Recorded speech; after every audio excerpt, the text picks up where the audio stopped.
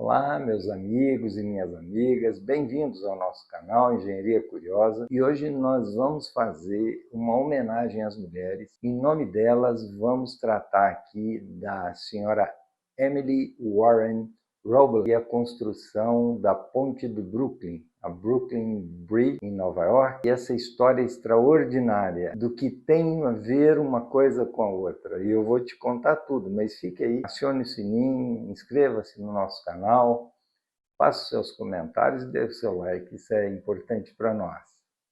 Logo eu te conto essa história.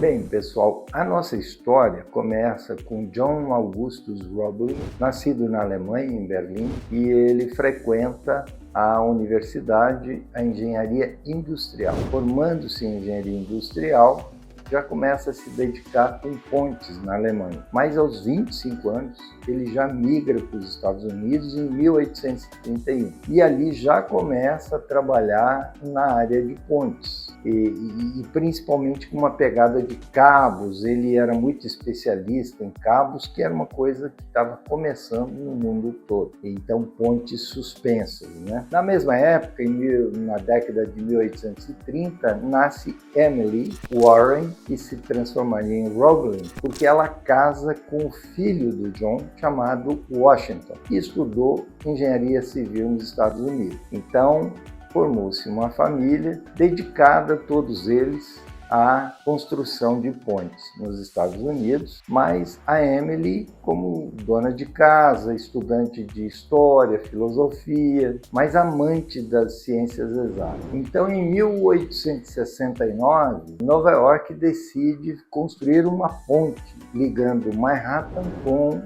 o distrito do Brooklyn. Isso era muito necessário porque a travessia era de balsa, de barco, mas na época de inverno, nem isso conseguia trafegar porque o rio East, que liga os dois distritos, ele congelava, né? Então decidiu-se fazer a primeira ponte de ligação da ilha de Manhattan com o continente, no caso o distrito do Brooklyn. E daí conseguiram chegar no Roebling, no John Roebling, que já tinha alguma experiência, inclusive em algumas pontes nos Estados Unidos, em Niágara, e com isso deu condições de ele se habilitar para fazer o projeto, e ele faz o projeto e é aprovado pela autoridade portuária, o sistema de transporte de Nova York, o contrata para fazer o projeto e cuidar da construção. Pois bem, começam os trabalhos da construção e já na época de obter ali as medidas, a topografia, a locação da ponte, o John Roebling é atropelado por um barco e machuca o pé, mas machuca de um jeito que ele adquire tétano e ele morre 3 semanas depois. Pois bem, então morreu o cara que sabia fazer a ponte. Mas o filho, o Washington, já trabalhava junto com ele há muito tempo, engenheiro civil meio que recém-formado, aos 30 e poucos anos, mas já tinha uma habilidade e o contrato era dele. Então, ele prossegue na construção da ponte. Muito bem, passados 2 anos, o Washington continua a obra, está na fase das fundações e o Washington ele acaba pegando uma doença que na época era adquirida nas fundações por causa das diferenças de pressão usadas nas fundações, que adquiria paralisia dos membros. E o engenheiro adquire essa doença e fica paralítico das pernas. Com isso, ele não consegue mais ir na obra. Então, o que eles fazem? Bom, vamos continuar a obra. Quem tem na família? A Emily. E a Emily se dispôs a continuar, né? Continuar a obra. Então, o que fizeram? Compraram uma casa bem em Brooklyn, em frente à obra, com um telescópio. Então, o Washington via a obra durante o dia e a Emily ficava o dia inteiro lidando com os operários, com os funcionários, com os empreiteiros, ela dando as ordens. Só que ela, muito interessada em ciências exatas, à noite aprendia com o marido matérias da engenharia civil, né? Então ela aprendeu com isso resistência dos materiais, isostática, teoria das estruturas, física. Começou a ir nas aulas também, praticar aulas e tudo, e muito rapidamente, porque ela precisava muito rápido de ter uma base teórica para poder continuar a obra. E assim ela foi fazendo e foi construindo a obra e adquiriu o status da engenheira da obra, porque dos 14 anos da construção, 2 foram do seu marido, Washington, estando na obra, e durante 11 anos, quase 12 anos, foi ela que estava à frente da obra. Até que então, em 24 de maio de 1883, a ponte é inaugurada e a Emily é a primeira pessoa que atravessa a ponte, né? Ovacionada por todo mundo, pelos funcionários, operários, toda a população, reconhecendo ela como a grande construtora da ponte, né? Então, nesse dia, mais de 150 mil pessoas atravessam a ponte no dia da inauguração. Somente que, passados 12, 13 dias, teve um festival com muita gente e uma pessoa, uma mulher,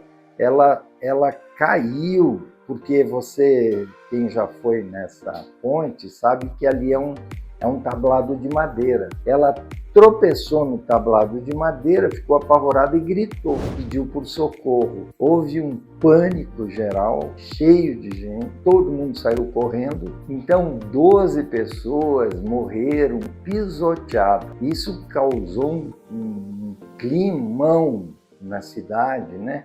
Argumentando que a ponte poderia não ser segura, né? E então o que aconteceu? Tinha um circo chamado Circo Barnum. O que é que eles fizeram? Por iniciativa do dono do circo. Ele tinha 21 elefantes. Aí ele passa com os 21 elefantes sobre a ponte ao mesmo tempo. Então aquilo causou outra comoção na cidade, do tanto que a ponte era segura a ponto de aguentar 21 grandes elefantes passando por ela. E com isso, voltou a ter a confiança na ponte. A Emily transformou-se na primeira presidente da Sociedade Americana de Engenheiros Civis e passou a ser uma pessoa reconhecida. O Washington continuou fazendo outras obras, apesar das dificuldades de saúde, mas a ponte, então, foi um presente que a engenharia americana deu para o mundo, porque passou a ser a maior ponte suspensa na época, né? Os marcos, os pilares, os contrafortes ou os mortos que seguram os estáis, porque é uma ponte pênsil, né? É uma ponte pênsil que se apoia em 2 grandes pilares, que aliás foram feitos em alvenaria. Eles foram feitos em alvenaria. Sobre eles apoiava 4 cabos e essa estrutura dos pilares de 84 metros de altura durante muitos anos foi a estrutura mais alta dos Estados Unidos, é a estrutura mais portentosa dos Estados Unidos, até que em Chicago começaram os prédios altos feitos depois do incêndio em Chicago. Bem, a parte técnica dessa obra foi impressionante para a época, porque foram aplicadas 6.800 toneladas de estrutura metálica. Ela tinha então 85 metros nos seus pilares 1.850 metros de comprimento, um vão central em torno de 500 metros, uma largura de 26 metros. A ponte consumiu, na época, 15 milhões de dólares. Não dá para dizer quanto era 15 milhões de dólares na época no dinheiro de hoje, mas hoje seria certamente uma ponte que custaria mais de 1 bilhão de dólares, mas na época foi feita por 15 milhões de dólares. Então, e essa ponte tem umas particularidades. Para quem já foi lá, já viu os falcões peregrinos. Os falcões ficam em cima dos pilares, né? Outra coisa interessante é que um dos 4, 5 mil passantes a pé por dia, porque são mais de 100 mil carros por dia, mas são em torno de 4 a 5 mil pessoas por dia que atravessam a pé e outros tantos também de bicicleta. Então, ali você tem as melhores fotos de Manhattan, né?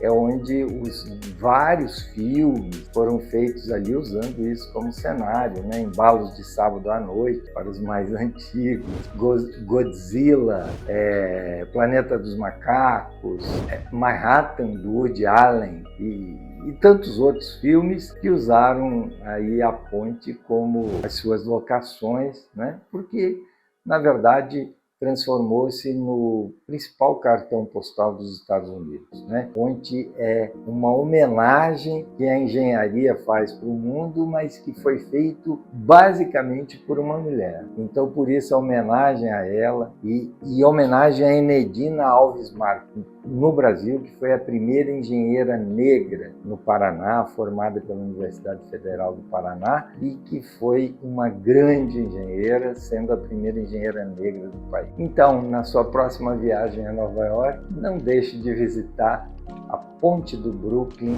a primeira ponte estaiada do mundo, que fez história, que está lá de pé até hoje, vai ficar durante muito tempo e que tem umas coisas muito legais. Por exemplo, você atravessar a ponte e ir do lado do Brooklyn, tirar fotos, passear, namorar. E outra coisa interessante, mas agora parece que não está funcionando, eles tinham na base do lado do Brooklyn um lugar onde você podia guardar as suas garrafas de vinho. Eles tinham uma adega para guardar os vinhos, né?